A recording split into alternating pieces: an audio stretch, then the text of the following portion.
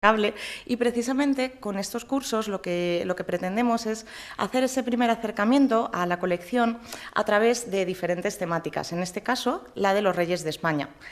De este modo, con este programa que planteamos con la iniciación, queremos dar una panorámica de la historia de España, ilustrando la misma a través de las imágenes que tenemos en el museo. Es un museo especial, el Museo del Prado, y es un museo particularmente fantástico para esta labor. Saben que la mayor parte de las colecciones del museo proceden de la colección real, es decir, las obras que reyes y reinas a lo largo de los años han ido adquiriendo y engrandeciendo con esta colección. De este modo, la colección que presenta el museo no es un museo de historia del arte, como pueden ser otros, un museo enciclopédico, desde el que podemos abarcar los orígenes de las creaciones artísticas hasta las últimas consecuencias, sino que es una colección que lo que nos está contando es la historia de una familia, que es la familia real. La familia real, de esta manera, configura esta historia y esta colección. Ya les digo que es un programa muy amplio, es un programa ambicioso, podríamos decir, que nos va a llevar desde los Reyes Católicos hasta Isabel II, es decir, que vamos a ver la historia desde el siglo XV hasta el siglo XIX. De modo que entendamos que es una historia que vamos a ver de una forma panorámica, porque también queremos incluir y detenernos en esas imágenes. De este modo, vamos a profundizar poco en las imágenes, pero sí dar ese primer acercamiento que luego nos va a permitir, ojalá, eso espero, disfrutarlas mucho más. Para ilustrar este recorrido vamos a contar con la herramienta fundamental, que es las obras del Museo del Prado, y obras que podríamos decir que son de dos tipos. Por un lado, tendremos las obras que se han hecho contemporáneamente a los monarcas que las protagonizan, es decir, los retratos o las obras que los reyes encargaron para un determinado fin, pero además tenemos en la colección del museo una colección muy especial, que es la pintura de historia del siglo XIX, que ilustra también este tipo de acontecimientos históricos que vamos a ver. De este modo, pues, tenemos imágenes de diversos momentos de la historia, pues, que ayudan y engrandecen nuestro contenido. Antes de empezar con el programa en sí, con los Reyes Católicos, que ya les digo, son los que dan inicio a este curso, vamos a retroceder unos años, nos vamos a ir al siglo XIV y les proyecto en imagen esta obra de Jaume Serra, que es La Virgen de Tobet. Quería traer esta imagen porque en apariencia es una imagen religiosa, es una imagen con unas características medievales, tiene el fondo dorado, es decir, que nos habla de la presencia de la divinidad. Además, utiliza un recurso muy común en la Edad Media que se llama la perspectiva jerárquica, es decir, que los personajes de mayor tamaño serían los más importantes y a medida que mengua ese tamaño, mengua también la importancia de los representados. De este modo, la figura principal sería la figura de la Virgen, que estaría con el niño en el centro de la composición, luego estaría acompañada de esta corte celestial y, por último, con la figura de los donantes en la parte baja. Es una iconografía de una Virgen de la Leche, porque está amamantando, una Virgen de la Humildad, que se sienta en el suelo, una Virgen con donantes. Bueno, una serie de características que no son estas características por las que yo muestro la imagen, sino por la importancia que tienen los personajes que aparecen en la parte de abajo. Es un rey el que se muestra en imagen, que todavía no era rey, él ya se está adelantando a su destino y que utiliza esta obra como propaganda política. Este rey, Enrique II, era hijo de Alfonso X y hermano del soberano en este momento de Castilla, que era Pedro el Cruel. En este momento, Enrique se inicia una guerra civil contra su hermano para arrebatarle el poder. Y él se presenta a sí mismo como el digno sucesor, tanto por las armas, es decir, él si gana esta guerra, aquí tienen los escudos en la parte baja, en el suelo, si gana este conflicto conseguirá la corona de Castilla, pero además por su linaje, porque fíjense que aparece acompañado de su familia, de su mujer y de sus hijos. Su mujer es Juana Manuel, era descendiente directa de Alfonso X. Seguro que les suena mucho uno de sus familiares, que era el infante Juan Manuel, el escritor del conde Lucanor.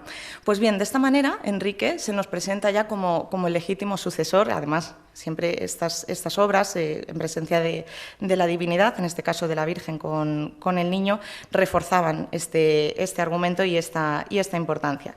Pues bien, este monarca será el primer rey de la dinastía Trastámara en España, y esta es a la dinastía que pertenecen los reyes católicos. A partir de los reyes católicos, con su hija Juana, será la última reina de esta dinastía, y con ella finaliza y comienza después la de su hijo, los Austrias. Nuestro programa, por tanto, se centra en dos dinastías, la de los Austrias y la de los Borbones. Dividimos como son 4 sesiones, como saben, las 2 primeras las vamos a dedicar a esta dinastía de los Austrias, con este inicio Trastámara, y dedicaremos las 2 siguientes clases, las 2 últimas, a la dinastía de los Borbones. Pues bien, ahora sí, damos comienzo ya al programa con los Reyes Católicos. Este tipo de diapositiva que les mostramos en pantalla van a irla encontrando a lo largo del programa. Nos parece muy práctica tener esta imagen proyectada, tanto porque aparecen las fechas como de un modo muy esquemático, muy resumido, presentamos los principales hitos históricos de los diferentes reinados de los que vamos a hablar.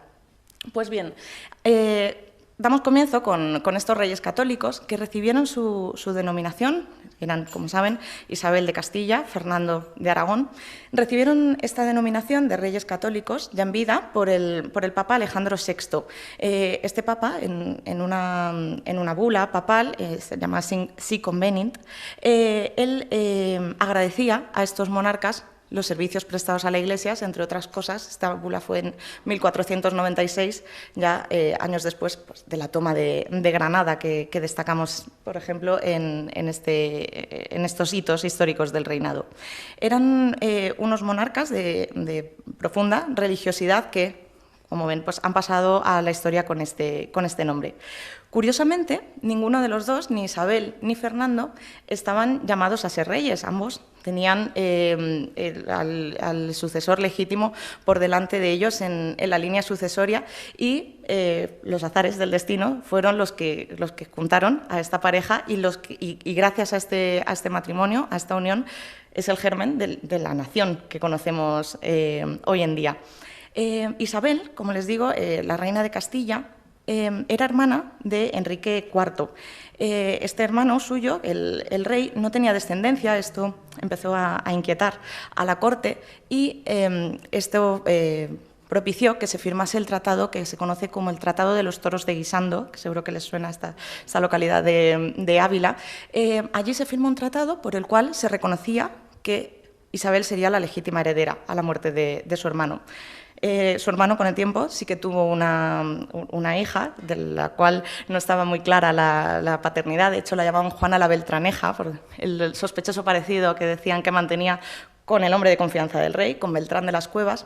Y a la muerte del monarca se desató una guerra civil entre los partidarios de Isabel por un lado y de Juana por el otro, que finalizó con la victoria de Isabel y con la llegada al trono de la misma. Por su parte, Fernando estaba en una situación parecida, también era su hermano quien heredaría los reinos de Aragón y de Navarra, era el príncipe de Viana, pero también la caída en desgracia de este desafortunado príncipe pues, llevó a Fernando al poder. Y ya les digo que la unión matrimonial entre estos dos grandes personajes de la historia, aparte de suponer ese inicio, ese germen de España como nación, en un inicio solo se trató de una unión dinástica, es decir, que los reinos seguirían teniendo sus propias instituciones. De cara a la política interior, ellos siguieron funcionando como reinos independientes, pero sí que se unieron también, sobre todo, de cara a la política exterior y a tratar de ganar esa hegemonía europea. Fíjense qué curioso fin de siglo que tuvo España en el siglo XV. España formada por una serie de reinos, en la periferia de Europa, el reino de Navarra, el reino de Castilla, el reino de Aragón, el reino de Granada, que de repente se juntan prácticamente en uno y se convierte en esa enorme potencia que llegará a despegar unos años más tarde con sus sucesores. De esta manera, quisieron conformarse como ellos y dar tener esa hegemonía en Europa, que hasta la fecha, pues por supuesto, era algo totalmente insospechado que llegasen a tener. En estos reinados, por supuesto, sucedieron muchísimos hitos, pero nos vamos al año por excelencia de esta época, que es el 1492, del que quiero destacar tres cosas muy importantes que sucedieron en ese año. En 1492 es el año en el que, tras las capitulaciones de Santa Fe, en la que este viajero Cristóbal Colón convence a la reina, esto que legendariamente se dice, que la reina empeñó sus propias joyas para financiar este viaje, llega con sus navíos hasta ese nuevo mundo. Es el año en el que se produce el llamado descubrimiento de América para Europa. Este encuentro entre dos mundos supone la anexión a Castilla de unos territorios extensísimos y riquísimos, por otra parte. Además de eso, otro de los hechos fundamentales fue la expulsión de los judíos, que se dio también en este año. La Inquisición en ambos reinos, tanto en Castilla como en Aragón, cobró muchísima fuerza este tribunal en este momento, y estos reyes católicos, entre otras cosas, buscaron la homogeneidad religiosa en sus reinos. Y bueno, pues una serie de circunstancias llevó a esta expulsión. Y por último, en 1492 también tuvo lugar la conquista de Granada, el último reducto nazarí que existía ya en la península ibérica. Como saben, bueno, pues ese momento, ¿no?, tan representado y tan evocador de nuestra historia, en el que Boabdil el Chico, el último rey nazarí, entrega las llaves de la ciudad de Granada a los reyes católicos. Granada, como les digo, formará parte ya de Castilla, Aragón, de Navarra y de Aragón. De este modo ya quedan todos esos reinos bajo un mismo poder. Y en esta imagen que tenemos ahora en pantalla ya les presento a nuestros protagonistas. Tenemos 4 retratos. He traído 2 imágenes de 2 de las hijas de los reyes católicos, tuvieron un total de 5, y estas 2 de la izquierda representan, la primera a la reina, a Isabel, y la segunda al rey Fernando. Son retratos de un pequeño formato, son unas imágenes que servían, todavía no está del todo configurada esa imagen real, que vamos a ir viendo cómo a partir de este momento se va a sistematizar, pero eran retratos de pequeño formato que llevaban consigo. Tengan en cuenta que también era una corte itinerante, de modo que no existía un destino fijo, sino que se iba moviendo, y bueno, de esa manera también querrían llevar consigo estos retratos de sus seres queridos, que también servían en muchas ocasiones como presentación de los monarcas ante la política matrimonial que desarrollan estos reyes. Como les digo, uno de los principales objetivos de la política exterior de los reyes católicos era aislar a Francia. De este modo, desarrollan todo un tejido de una política matrimonial de sus hijos con las principales casas europeas. Ya les digo que tuvieron 5. Isabel, la primera, se casará con el rey de Portugal y tendrán un hijo que hubiese sido él, ese heredero, el legítimo heredero. Quizás si la historia se hubiera desarrollado de otra manera, pues no hablaríamos de Carlos I de España y V de Alemania, como vamos a hablar después, sino que hablaríamos de este Miguel, que falleció siendo solo un niño.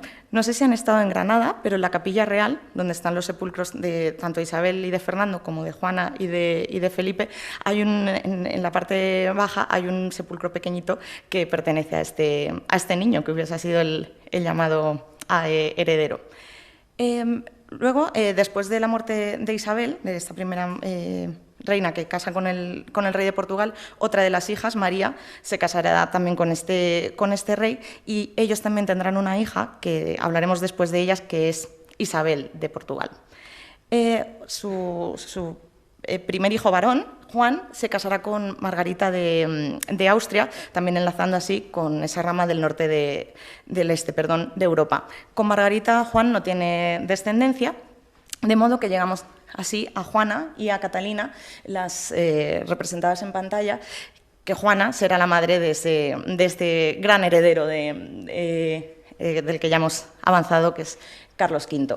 Juana se casa con Felipe, el hijo del emperador Maximiliano y de la duquesa de Borgoña, y, como les digo, será la madre de este emperador. Hablaremos ahora de ella, les dedicaremos un capítulo de nuestra sesión a cada uno, pero mencionamos también a la última de las hijas de los reyes católicos, que es Catalina de Aragón, que también fue muy conocida, que pasa a la historia como un personaje muy reconocido, porque fue una de las mujeres, la primera de las mujeres de Enrique VIII, que como saben es ese rey famoso de la historia de Inglaterra, famoso quizá por su separación de la Iglesia Católica y la creación de la rama anglicana, entre la que se reconocía el divorcio, y por eso digo que Catalina es una de las mujeres, no porque falleciese, como en la mayoría de los casos cuando hay un cambio de reina, sino porque Enrique se separó de ella. Sí que tuvieron una hija, que será María Tudor, de la que también hablaremos en los siguientes minutos. Pues bien, hechas estas presentaciones, les enseño esta otra imagen en la que también aparecen los reyes católicos, y fíjense cómo esta obra es muy diferente ya de esa Virgen de Tobet que habíamos visto al inicio de la clase.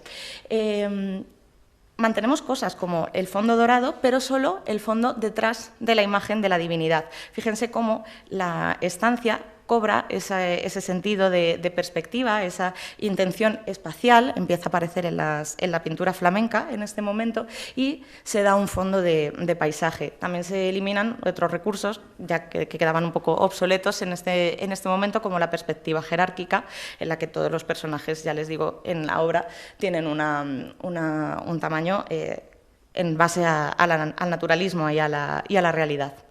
La reina Isabel de Castilla era una gran aficionada al arte flamenco. De hecho, hay una gran colección que hace la reina, que precisamente también está allí, en la Capilla de Granada. Tenemos muchas obras, y esta es una también de ellas.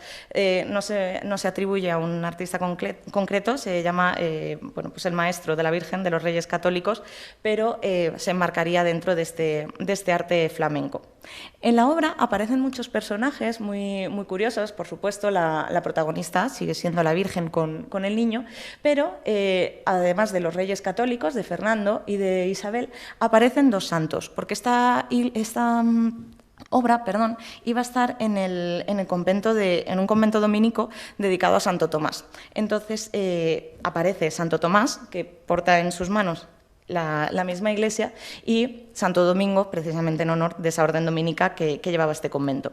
También tenemos en esta parte de aquí, les señalo a los dos inquisidores de Castilla y de Aragón. Están Torquemada, por un lado, y este Pedro de Arbúes, que fíjense la curiosa representación, aquí en el pecho lo que lleva es un puñal clavado, porque había sido asesinado unos años antes de realizar esta obra, y aquí aparece representado así.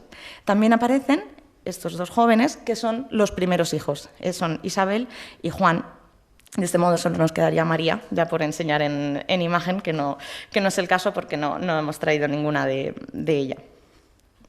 En esta otra imagen, aquí ya les utilizo un ejemplo de los que les decía, de esos dos tipos de obra. En este caso es ya la pintura de historia del siglo XIX. Fíjense pues, que nada tiene que ver la imagen con la anterior que teníamos proyectada. Es una técnica ya muy moderna, una pincelada muy rápida, en la que a nivel artístico ya han pasado muchas cosas y muchos siglos, pero en la que los artistas del siglo XIX echan la mirada a sus propias raíces. Estos artistas españoles de la academia, dejando un poco ese espíritu que viene dándose desde el Renacimiento, de la mirada hacia atrás al mundo clásico, lo que miran es en sus propias raíces, y sobre todo este tipo de obras responden mucho a esta época en concreto, pues, que es esa gloriosa época del inicio aquí del Imperio Español.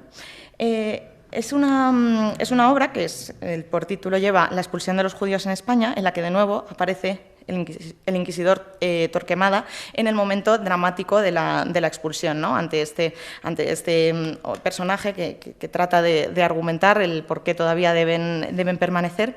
En este momento es en el que Torquemada ya toma esa drástica decisión de que hay que expulsarlos.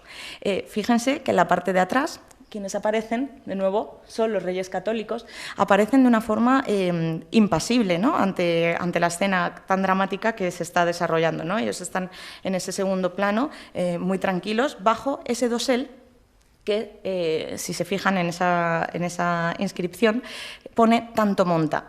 «Tanto monta» era el lema de los reyes católicos y tiene una historia muy curiosa porque viene de la historia del nudo gordiano.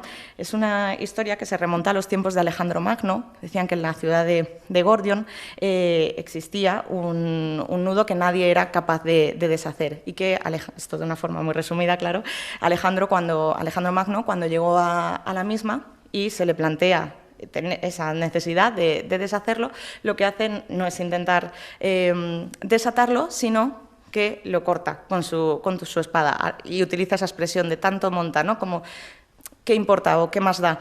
En ese sentido se aplican los reyes católicos este lema en ese sentido de que es el que conocemos, el «tanto monta, monta tanto», Isabel como Fernando, ¿no? Que da igual uno que el otro. Y además de este lema que tienen los reyes católicos, también utilizan el emblema, a partir de este momento, del yugo y las flechas, que es uno de los símbolos que más aparece en la iconografía nacional de España. Y estos dos símbolos, además de la referencia con esta historia, también se dan porque llevan las iniciales de cada uno, el yugo, la Y de Isabel y la F de flecha y de Fernando. Bueno, toda esta configuración de la imagen y de la iconografía de los propios reyes es lo que vamos a ir también desarrollando mucho a lo largo de nuestras sesiones y ver cómo estos símbolos, esta iconografía, se utiliza de una manera o de otra en función de los intereses de la monarquía. También le traigo esta otra imagen de la pintura de historia del siglo XIX, quizá una de las más representativas y de las obras maestras del Museo del Prado, que es una obra de Eduardo Rosales. Eduardo Rosales ganó una medalla de Bellas Artes gracias a esta obra por la gran relación que existe entre la misma y la obra de Velázquez. Tengamos en cuenta que estos artistas del siglo XIX, cuando ya van a realizar sus creaciones, el Museo del Prado ya existe, ya está abierto y Velázquez está al alcance de los pintores, cosa que hasta este momento no había podido ser así. Velázquez era casi prisionero de la corte, estaba dentro de la colección real y no era conocido ante el gran público. Es con la apertura del Museo del Prado cuando esa gran pintura española del siglo de oro, a la cabeza de ella, Velázquez, se da a conocer al mundo y los artistas recurren una y otra vez a ella, no solo los artistas de la corte, que están dentro de las estancias reales, sino cualquier artista que se pueda acercar al Museo del Prado. Velázquez aparece en esta imagen, en esa atmósfera que recrea Rosales y que nos recuerda mucho a las Meninas. También utiliza ese foco de luz muy potente en el centro de la composición. Fíjense, ¿no?, cómo representa la imagen blanca de la reina justo en el centro, con ese poderoso foco, de la misma manera que hace Velázquez, ¿no?, con las Meninas, con la infanta Margarita. Y tiene también una serie de detalles esta obra que no nos podemos detener en cada uno de ellos, pero sí me gustaría mencionar esta parte de aquí, que fíjense cómo esa finísima línea que representa para representar esa luz muy tenue que entra por la ventana. Me parece asombrosa, ¿no?, la calidad técnica de Rosales y cómo representa esta escena, que luego ha sido muy influyente a la hora de recrear escenas. Hace no mucho hubo una serie dedicada a la reina que precisamente se desarrolló una imagen tal cual estaba en el cuadro de Rosales.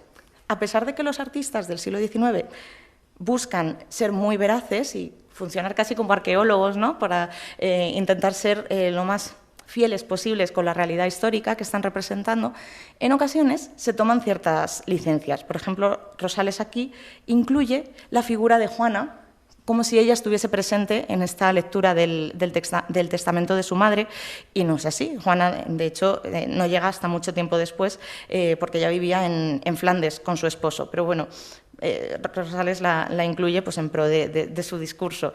En este testamento, precisamente, es en el que se dice que Juana sería la heredera, y por eso la incluye.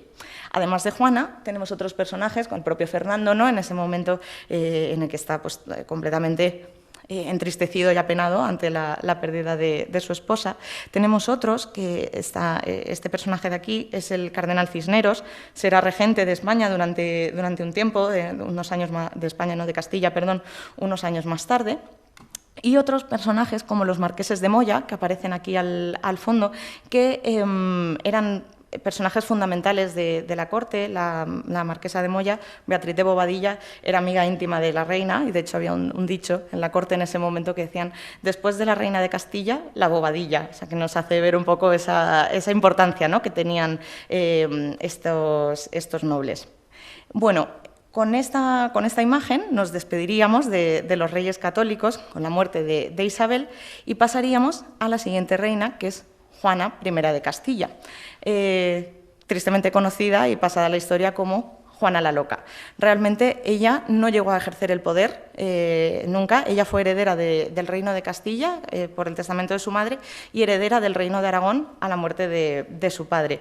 Pero por las conjuras a su alrededor y los intereses políticos tanto de su padre, de su esposo o de su hijo, ella nunca llegó a ostentar el poder, y de hecho estuvo recluida de los 50 años de su reinado, 46. Es decir, que bueno, pues la vida de Juana fue realmente muy, muy triste, porque no fue capaz por las circunstancias a las que se tuvo que enfrentar, de llevar a cabo la unión de esos dos reinos que le había tocado dirigir. Ella, a la muerte de su madre, como digo, es nombrada reina de Castilla, viaja desde Flandes, que es donde vivía con su esposo, a Castilla, y durante el tiempo entre el que ella llega y no, Fernando será quien haga la regencia. A la llegada ya de los reyes, de Juana y de Felipe. Felipe y Fernando, Felipe el Hermoso, el marido de Juana, y Fernando de Aragón, Fernando el Católico, no tienen buenas relaciones. Fernando, con la llegada de los legítimos herederos, tiene que marcharse, él vuelve a Aragón, pero poco le dura a Felipe el trono. Felipe, en cuanto llega al trono, por supuesto, aparta a Juana de todas las funciones de palacio y ostenta él mismo el poder. Y ya les digo que dura muy poco, porque solo un año, porque muere repentinamente, quizá debido a algunas causas como las que se han apuntado, un posible envenenamiento o, bueno, causas naturales. En cualquier caso, Fernando vuelve a Castilla. Durante un tiempo también será Cisneros, como ya les he anunciado, el regente, hasta que Fernando se vuelve a hacer con el poder, y es este quien decide que Juana, con una serie de comportamientos erráticos que ella había tenido, quizá tras el shock de la muerte y de la pérdida de su esposo, pues es recluida, como les digo, en Tordesillas, y de allí ya no saldrá. De hecho, a la muerte de su padre, Juana no sale, sino que llega su hijo Carlos, también, que vivía en los Países Bajos, y será él el que gobierne. Juana cumple con todas las claves del gusto para los pintores de historia del siglo XIX, estos pintores que venían de la tradición romántica y que les interesa muchísimo este personaje, les interesa muchísimo por la figura histórica, por el momento histórico en el que vive, esa época previa al glorioso Imperio Español, y además es un personaje pues, con todas las claves del gusto romántico, la locura de amor, los celos desmedidos, ¿no? esa pasión profunda que siente hacia su esposo muerto,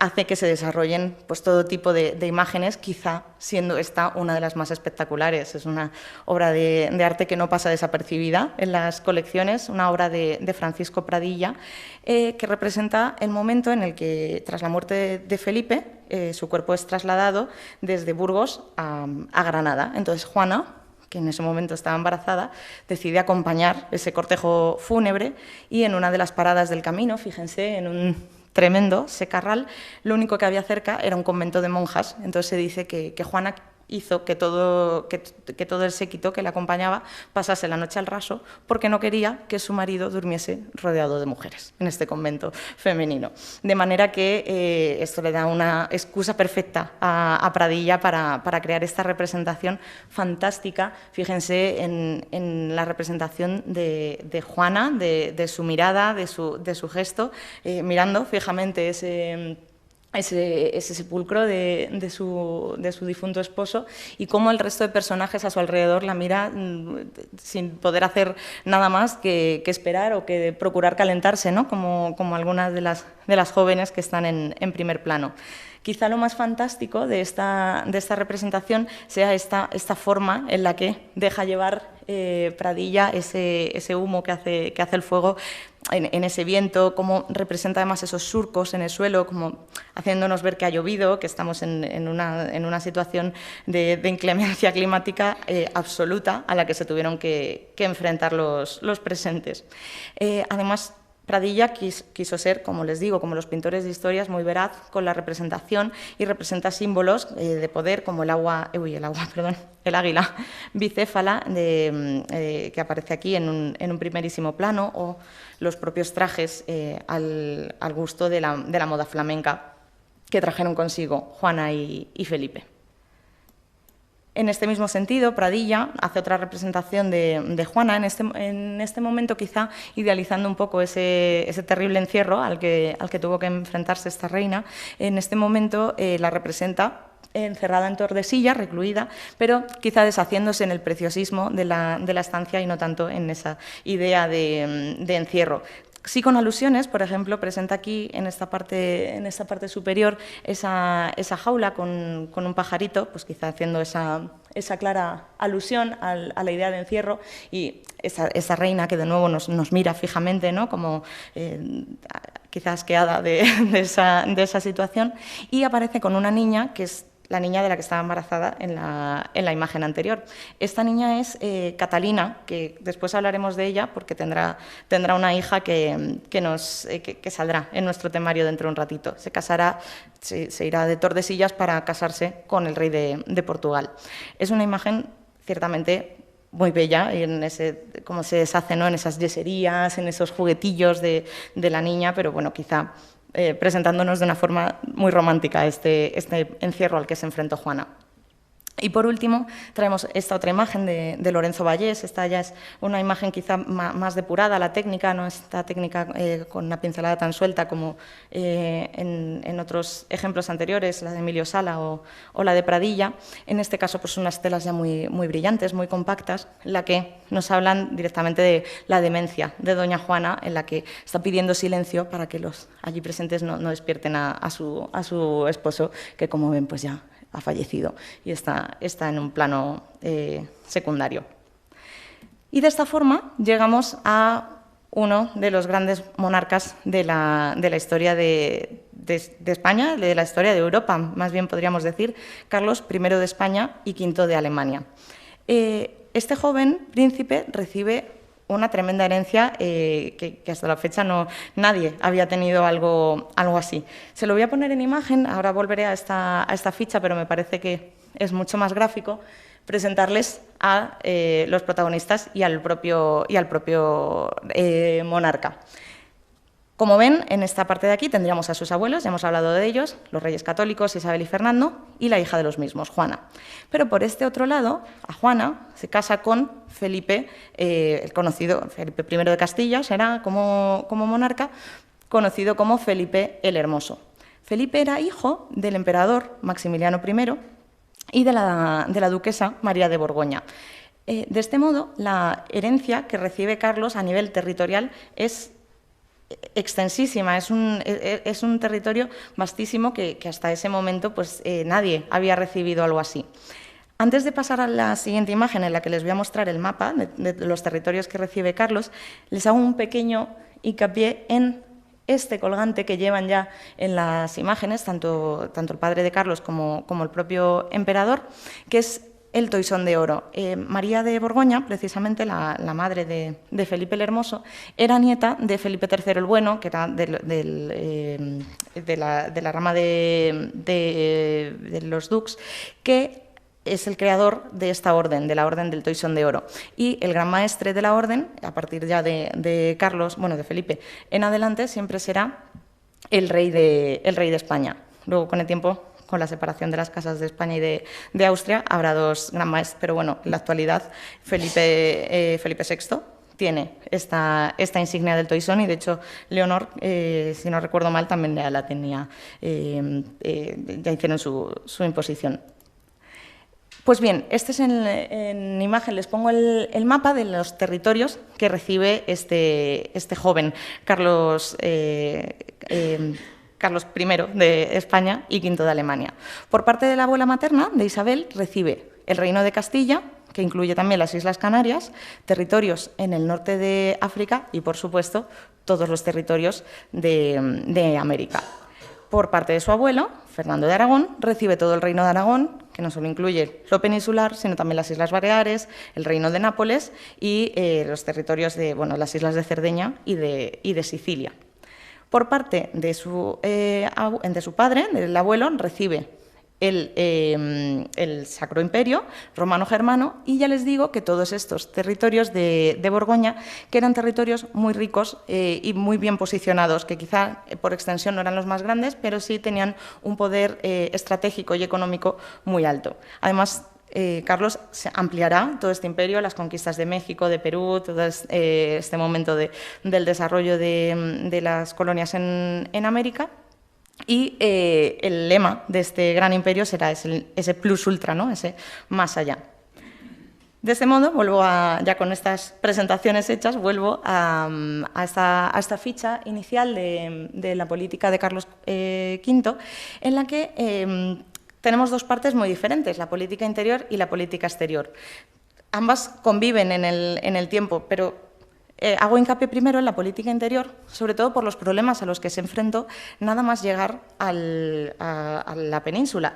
Era un rey que a su llegada no gustó, era un rey inaccesible, era un rey que además no hablaba el idioma, un rey que además al llegar nombró los altos cargos de gobierno a flamencos que traía consigo y no a la nobleza española, y que además tenía que hacer frente a un gran número de conflictos que tenía a su alrededor al haber recibido esa enorme herencia. Por supuesto, esa enorme herencia también era un caramelo envenenado, porque también consigo traía muchísimos enemigos.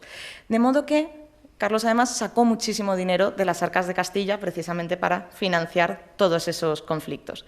Y esto supuso un malestar generalizado en el reino. Entre otros conflictos, que hemos destacado dos, quizá el que es muy conocido es el de la rebelión de los comuneros. Estos nombres que seguro que les suenan, Padilla, Bravo y Maldonado, se levantaron en armas ante esta situación. Este conflicto, así como las Germanías Valencianas, que también eran milicias de campesinos, ¿no?, que se rebelaban contra el poder, fueron sofocados. Esto asentó muy bien al monarca en el gobierno, y también, ciertamente, a partir de ese momento empezó a aprender español, dio los altos cargos de gobierno a personalidades de la corte española, y además se casó con Isabel de Portugal ya en este momento, y quedaba ella como gobernadora en el caso de que el rey tuviese que ausentarse, que se ausentaba muchas veces, porque, como ven, la política exterior fue del todo convulsa. Fueron numerosos los conflictos a los que se tuvo que enfrentar, y quizá el más recurrente es ese conflicto con Francia, que nunca va a cesar hasta el final de la monarquía, de la dinastía, de los Borbones. Ese conflicto, como les digo, que ya venía desde los reyes católicos, por esa hegemonía en Europa. El rey Francisco I y Carlos estuvieron siempre enfrentados por territorios en Italia y diferentes conflictos, y esto desgastaba mucho las arcas y el ejército y los recursos, por supuesto. Pero además, Carlos tenía otros enemigos. Este sería el principal enemigo en Europa, pero también tenía otro enemigo que venía desde el este, que era el Imperio Otomano, con Solimán el Magnífico terrorífico a la cabeza, estos turcos que cada primavera asolaban por el este de Europa y que realmente entraron en territorios ya de Hungría y que preocupaba mucho, ¿no?, este avance. Este conflicto también pues, desgastó muchísimo al emperador. Y, por último, el conflicto dentro de sus propios territorios con el norte de Europa por el protestantismo. O sea, los territorios de los Países Bajos, también estos príncipes protestantes se rebelan ante este poder porque Carlos se presenta a sí mismo como ese gran representante de la cristiandad.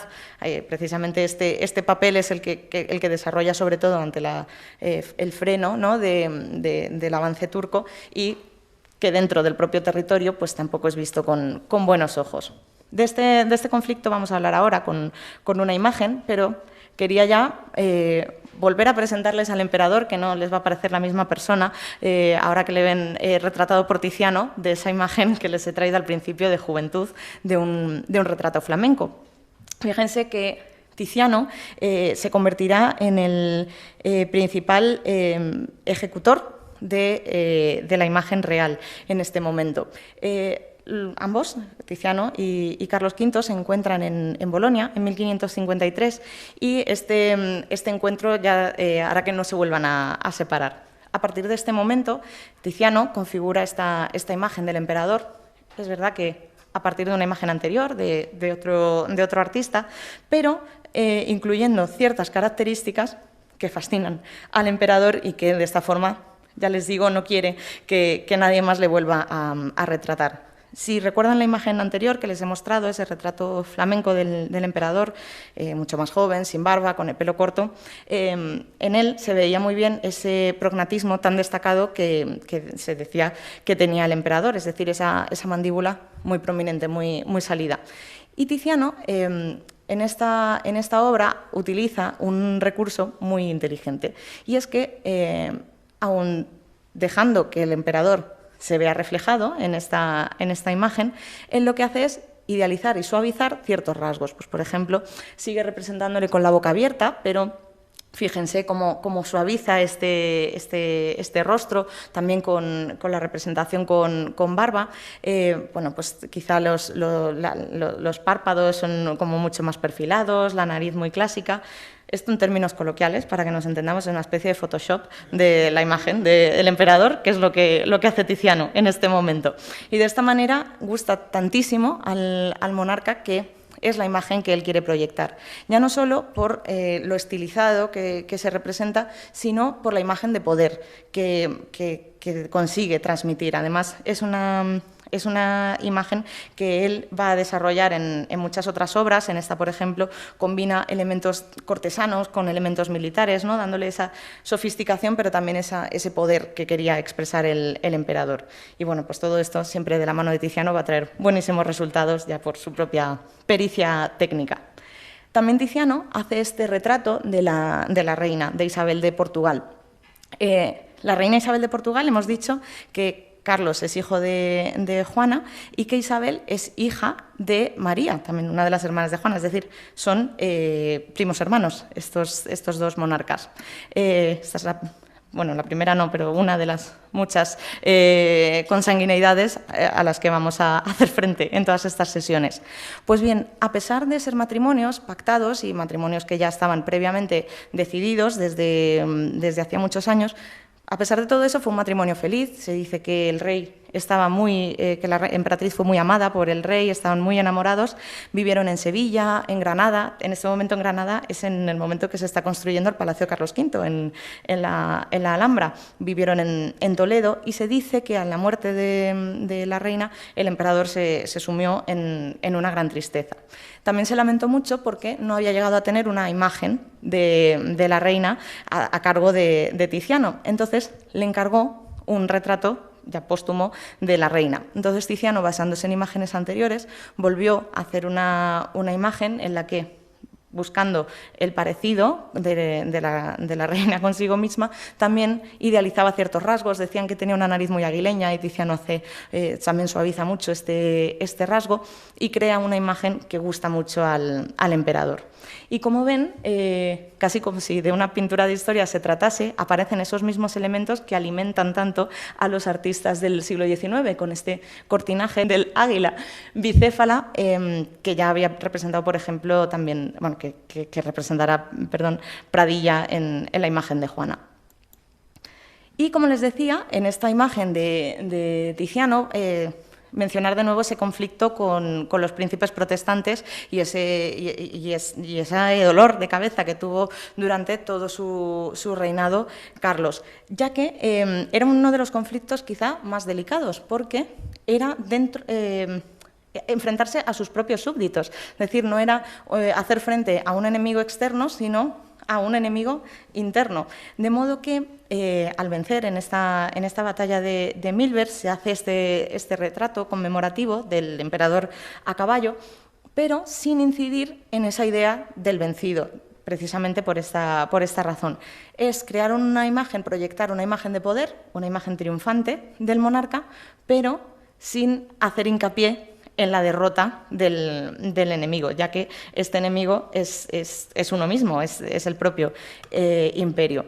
Tiziano, además, configura esta gran imagen a partir de dos modelos, un modelo clásico, el retrato ecuestre, que ya aparece en el arte romano, y también utilizando esa tradición del caballero medieval cristiano, creando una imagen de poder absoluta y que para el Museo del Prado es fundamental en las colecciones y que cualquiera de nosotros tenemos ahora mismo en la cabeza, tenemos este ecuestre de Tiziano y esta tradición que toman Rubens, que toma Velázquez y que seguirá en muchos otros artistas. Es una tipología de arte de poder absoluta, en la que Tiziano además despliega toda la maestría que tiene a la hora de representar una obra, toda esa calidad de las texturas, fíjense el brillo de las telas y a la vez de las armaduras, que bien las representa, así como el juego de colores, ¿no? Como con esos rojos nos llama poderosamente la atención sobre una serie de detalles.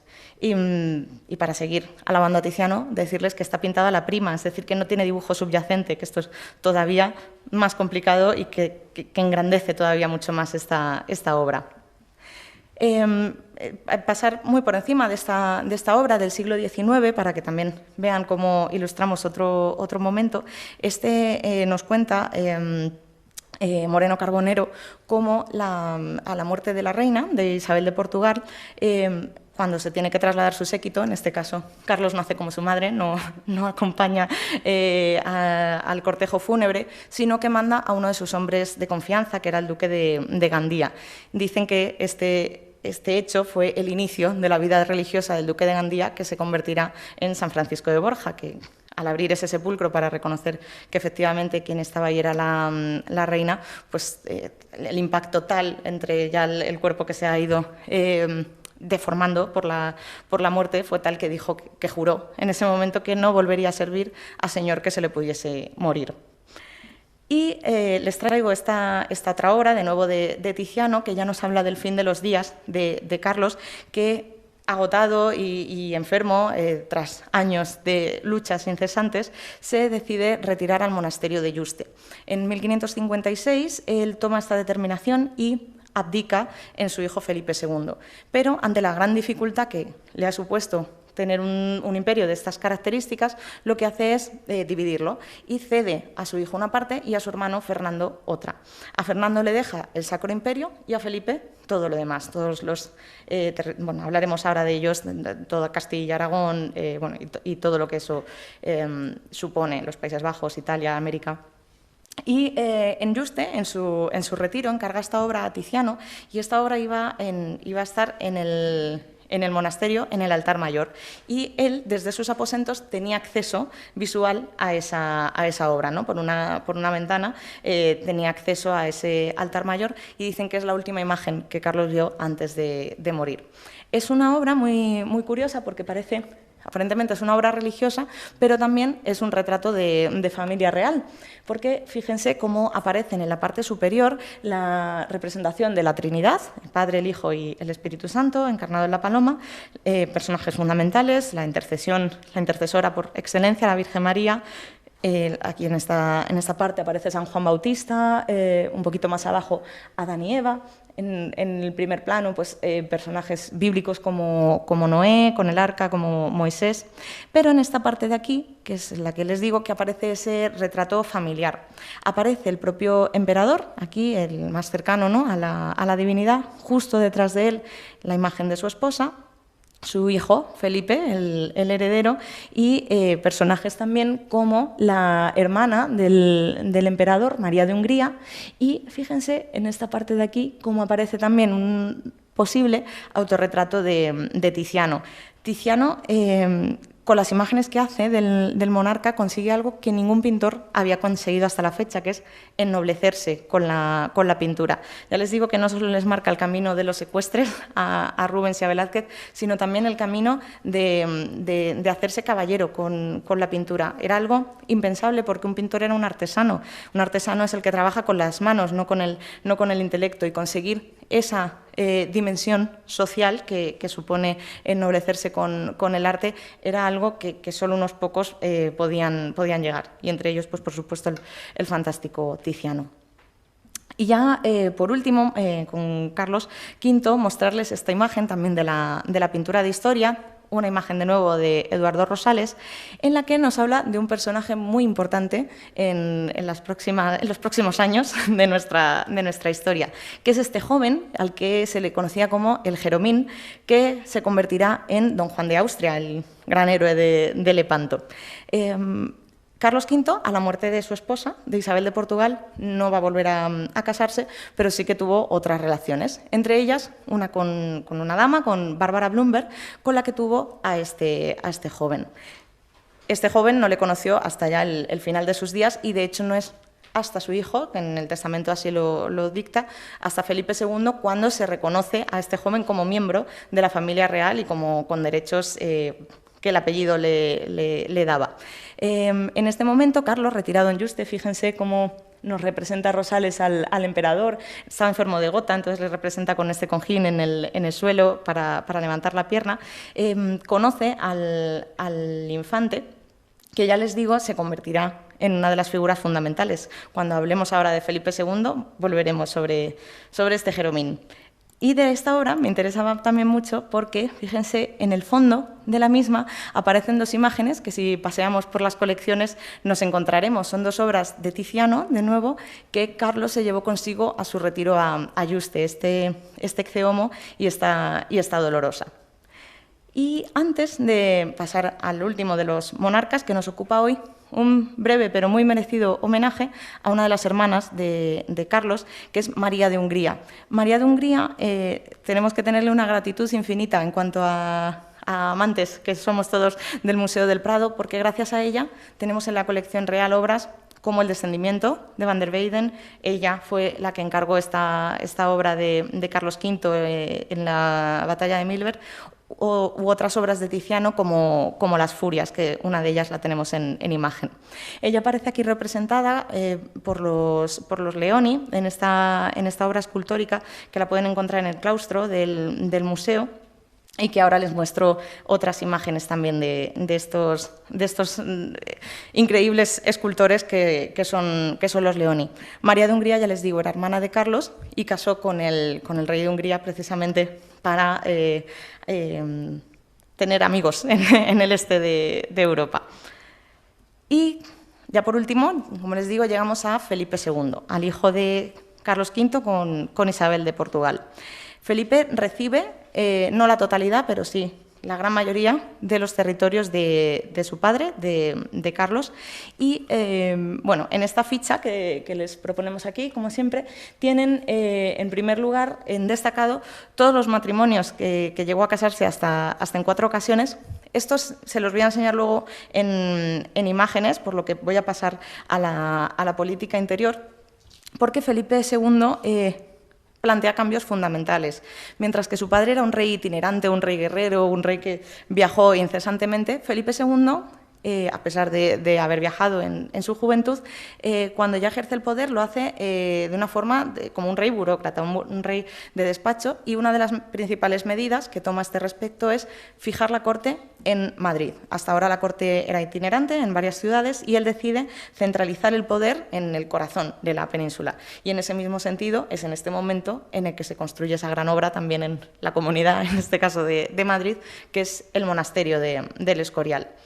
Él también tuvo que enfrentarse a problemas de rebeliones, en este caso de rebelión de los moriscos, que se rebelan en las Alpujarras, y que este es el primer granito al que su hermano, que ya es reconocido como su hermano, don Juan de Austria, se enfrentó, y precisamente esto le hizo tener muchos puntos en su favor en la corte.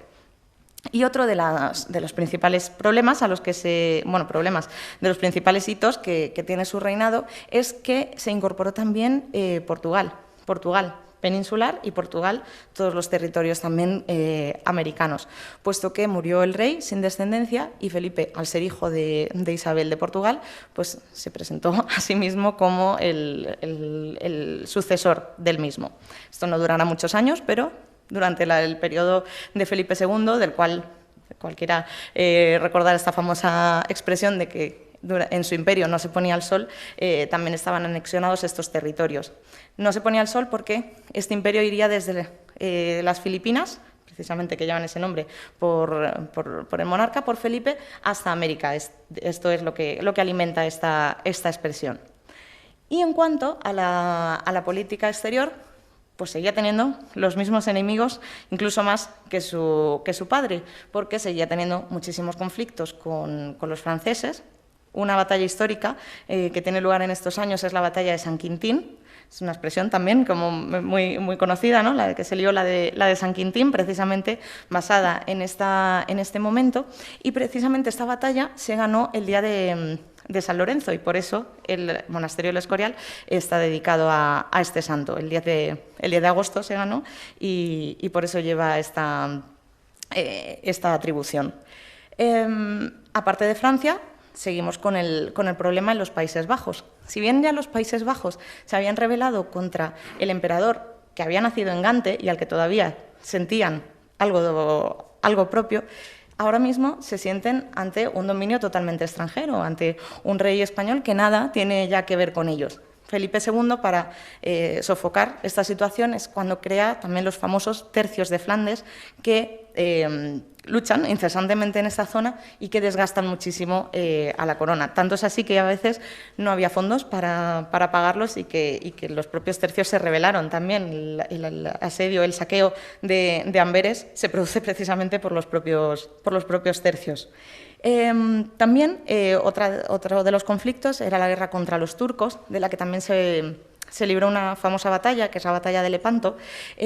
Ya Solimán había muerto, el imperio ya estaba algo debilitado, y precisamente la batalla de Lepanto, en la que se lucha el imperio español, pero también se alían con lo que se llama la Santa Liga, en la que participa también Venecia, que Venecia, las relaciones no habían sido siempre muy buenas, pero en este momento sí que lo son, por el enemigo en común, y la Santa Sede, la propia Roma, ¿no? Participa de esta Santa Liga para enfrentarse a ese invasor. Ya les digo que la batalla de Lepanto, en 1571, en la que todos conocemos también por ese famoso manco de Lepanto, escritor del Quijote, que es la obra fundamental de este tiempo, es en la que se consagra don Juan de Austria como el gran héroe del momento. Hasta aquí fue la cima, luego ya empezó todo a decaer para este joven. Este ascenso en el poder tan grande hizo que su hermano al principio le quisiese mucho, pero que luego empezase a recelar y el pobre no tuvo un buen final. Ya les digo que comparte los enemigos con su padre, al que se suma también Inglaterra. A pesar de que hubo un momento de buenas relaciones y que incluso contrajo un matrimonio con una reina inglesa, con la subida al trono de Isabel I, de Elizabeth Queen, tuvo lugar la famosa el famoso desastre de la Armada Invencible, ¿no? El dominio naval de España no gustaba a Inglaterra, que permitía ciertos saqueos de piratas. En fin, se desarrolló un gran conflicto del que nadie esperaba que tuviese ese terrible revés los potentes barcos españoles. Aquí les presento al monarca. Le voy a volver a proyectar esta imagen, pero quería enseñárselo a él, después de hablar de él, para que todos le conozcamos, con esta imagen de nuevo de Tiziano. Tiziano fue un artista insólito en muchísimos sentidos, hasta en su propia biología, porque vivió muchísimos años para la época, para lo acostumbrado en la época, de modo que siguió pintando. A la muerte de Carlos también hizo algunas obras para su hijo, para Felipe. En este caso, aún vivía Carlos, porque es un retrato de juventud, de cuando todavía era príncipe, pero en el que ya de nuevo empezaban a aparecer símbolos como el toisón, que vamos a ver en repetidas ocasiones, la armadura, por supuesto, y la espada en relación al poder, pero ya es también un retrato de despacho que nos habla de este rey de interiores. Aquí les muestro las imágenes de su primera mujer y del primer hijo.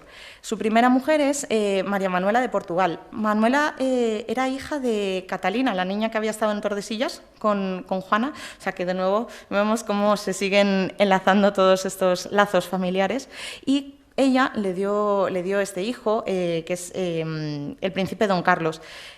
Toda esta historia alimenta también mucho la leyenda negra de Felipe II. En torno al monarca hay toda una serie de conjuras y de leyendas bueno, pues que nos hablan de ciertas maldades del rey, que luego se han querido también suavizar con otras partes de su biografía, pero quizá esta sea como una de las más oscuras. Este primer matrimonio duró muy poco, ella murió muy jovencita. En la imagen aparece una cosa muy importante, que es este abanico que lleva en las manos. Ella venía de Portugal y en esos años un barco llegó de Ceilán con este objeto, y fue una novedad absoluta en Europa. Fue considerado un objeto de lujo absoluto, y ella, en la propia dote que trajo cuando se casó con Felipe, lo trajo, ¿no? Para que vean también la importancia de los objetos y de esa configuración de la iconografía de poder. Pues bien, esta mujer de Felipe II, que no llegó a reinar porque murió, ya les digo, muy jovencita, le dio a su primer hijo, a este príncipe Don Carlos, que Sánchez Coello nos representa de una forma muy poco realista en base a lo que dicen las crónicas del mismo. Se decían que tenía severas deformaciones físicas, que tenía joroba, que tenía ciertos problemas incluso psíquicos o mentales, pero en este momento todavía se da una imagen de poder y de idea de continuidad dinástica. En el fondo de la escena, en esa ventana que aparece al fondo, hay una especie de águila con la columna de Hércules, ¿no? Como todos esos símbolos en relación a la idea de imperio y de sucesión, que en este caso no se llevaron a cabo. Este príncipe, como curiosidad, es el que inspira el famoso Don Carlo, la ópera de Verdi. Y ya les digo que también tuvo un mal final, porque conjuró contra su padre. De hecho, se dice que intentó incluso convencer a este Don Juan de Austria para derrocar a su padre, y Felipe, al enterarse de esto, le encarceló de por vida. De modo que el primer matrimonio podría haber traído el heredero, pero esto no fue así. Tuvo un segundo matrimonio. Entre medias de estos dos matrimonios, Felipe tuvo el que se llama el Felicísimo Viaje, que es en el que se dedicó a recorrer Europa. Es un viaje de formación en el que aprende muchísimo y también muestra su imagen ante todos sus súbditos. Esta imagen además le da muchísima fama.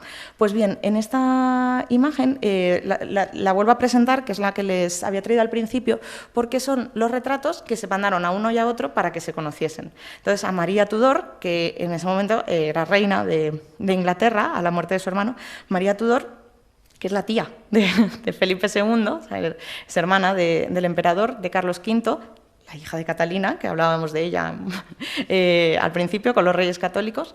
Pues bien, María Tudor queda encantada cuando le llega este retrato de Felipe II. Era un príncipe, ya les digo, muy jovencito, que gozaba de buena fama en Europa y que además decían que tenía unas características físicas pues, muy, muy notables, pero no ocurrió lo mismo por la otra vía. A Felipe no le gustó tanto el retrato de Antonio Moro, que realmente, pues claro, es muy diferente al final que te retrate Tiziano que te retrate Antonio Moro. Está claro.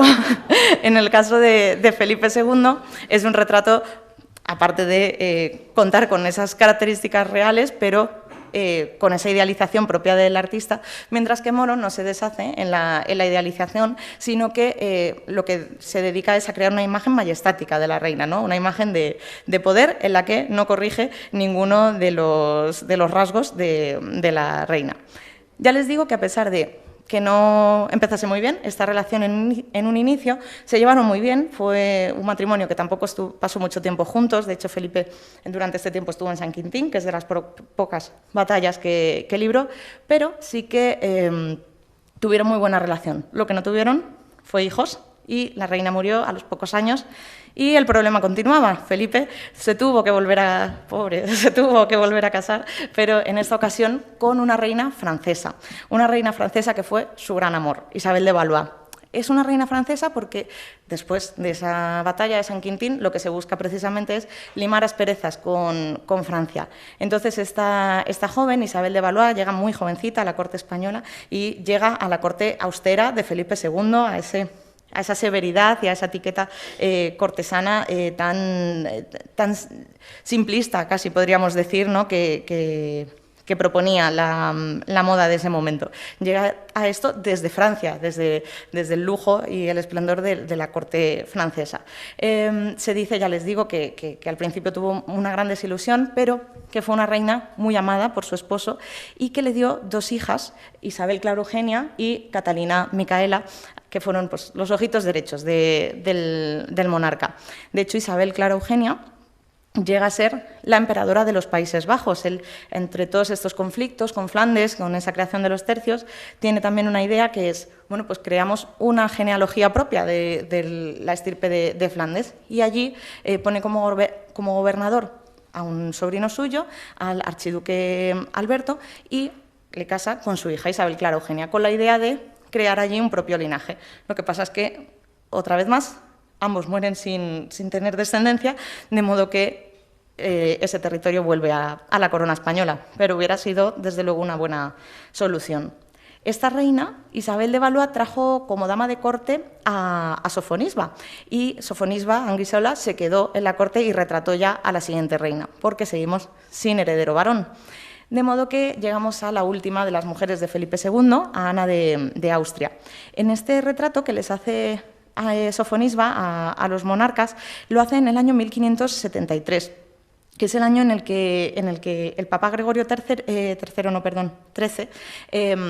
instaura la fecha del Rosario, y por eso ambos, fíjense, que aparecen con él. Este es un retrato anterior que lo retoca Sofonisba para incluir esto. De hecho, Ana de Austria, en otras imágenes, aparece vestida como con mucho más lujo y más ostentación que en este momento.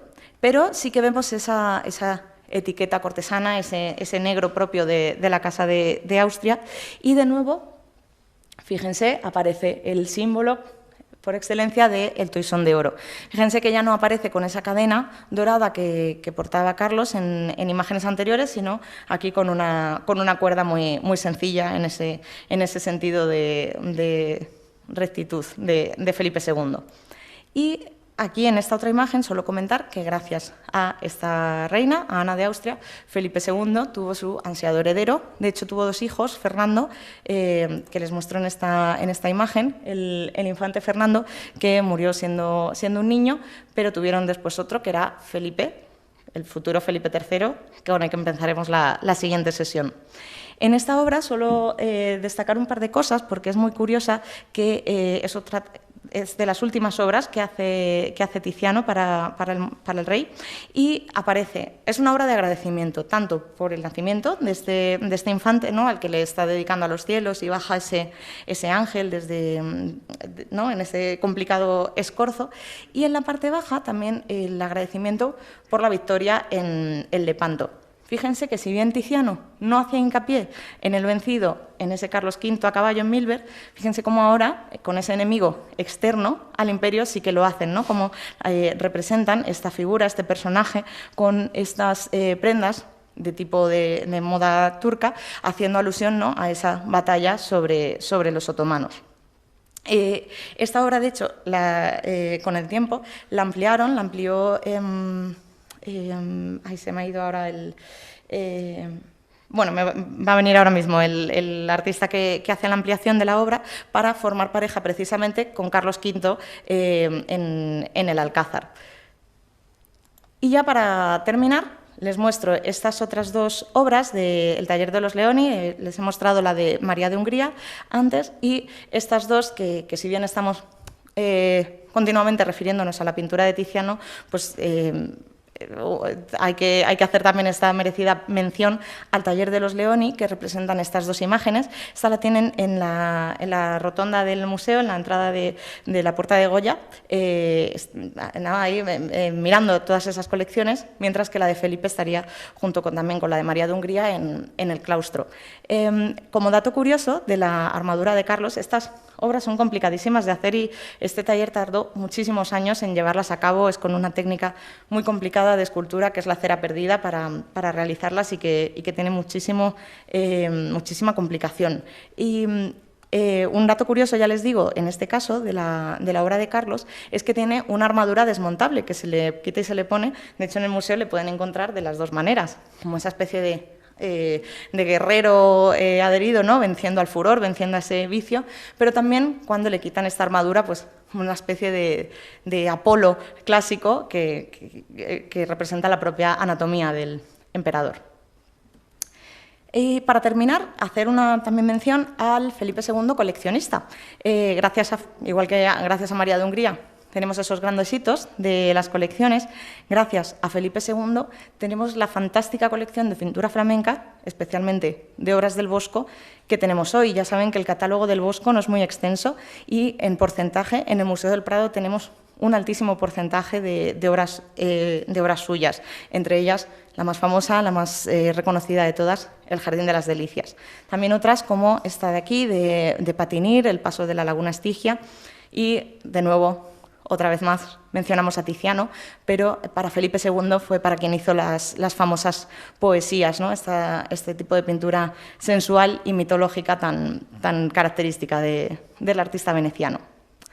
Y ya como última imagen, para despedirnos, pues traemos esta imagen de arte contemporáneo. Esta es una obra que hizo Antonio Saura en una de las 3 colecciones que tiene la Fundación de Obra Gráfica. Esta obra se hizo en el año 91, se invitó a varios artistas contemporáneos a revisar las colecciones y hacer ellos su propia composición. Entonces él hace esta a partir del retrato de Sofonisba, y hay una frase que decía Saura, con la que me quiero despedir, que decía que el Museo del Prado quizá no es el museo más extenso, pero sí que es el museo más intenso, sin lugar a dudas. Muchas gracias.